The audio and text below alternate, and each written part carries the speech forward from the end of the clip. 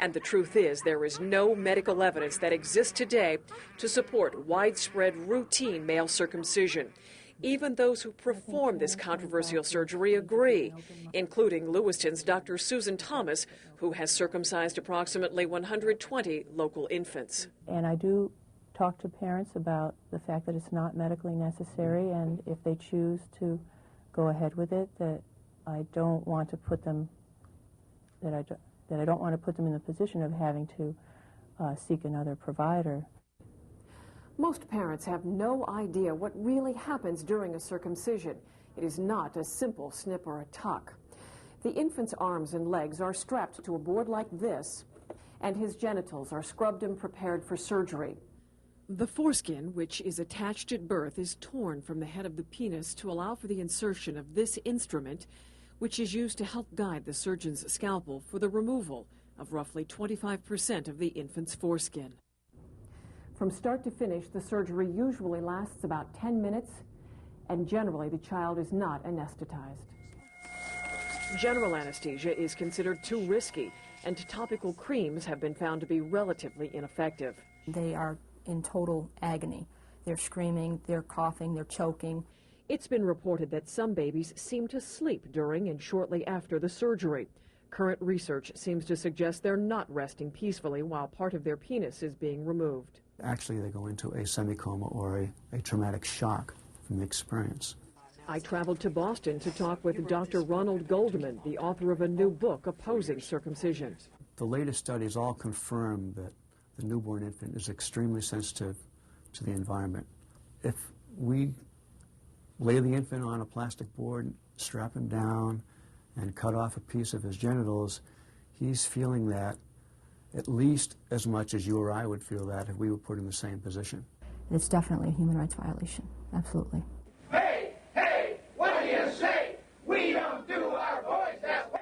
Protests are not uncommon on the West Coast, where many agree that the child's human rights are being violated. Men, human males, are the only mammal where this is supposedly necessary immediately after they're born.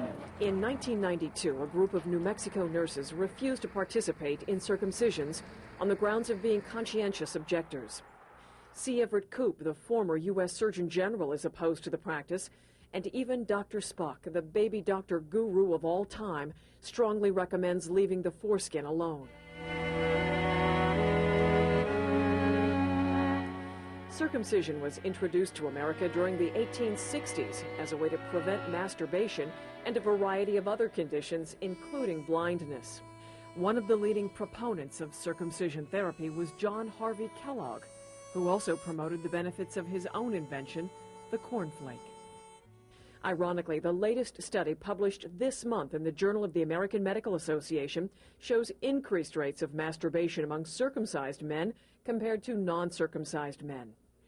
And current studies supported by the American Academy of Pediatrics, the American Cancer Society, and the College of Obstetricians, among others, shatter once-held beliefs. New research claims that circumcision doesn't prevent sexually transmitted diseases, penile cancer, or even cervical cancer among women. Yet, as this graphic video of a circumcision shows, it continues to happen once every 26 seconds here in the United States. Ironically, female circumcision, which is widely practiced in other countries, is scorned here in this country. What I regret is that I didn't have all the information when I made the decision. Not only is this Yarmouth woman the mother of 3 circumcised sons, she's also a doctor who used to perform the procedure, but not anymore. Because it's not consistent with the way I believe that newborn babies should be taken care of. 69% of Maine-born boys are cut. That's higher than the national average of 60%. Shelley Webster of Poland had her son circumcised because she, like millions of other parents, wanted him to look just like Daddy. After watching the video, talking with the nurses at St. Mary's Hospital and the doctor, we decided to go ahead with the procedure.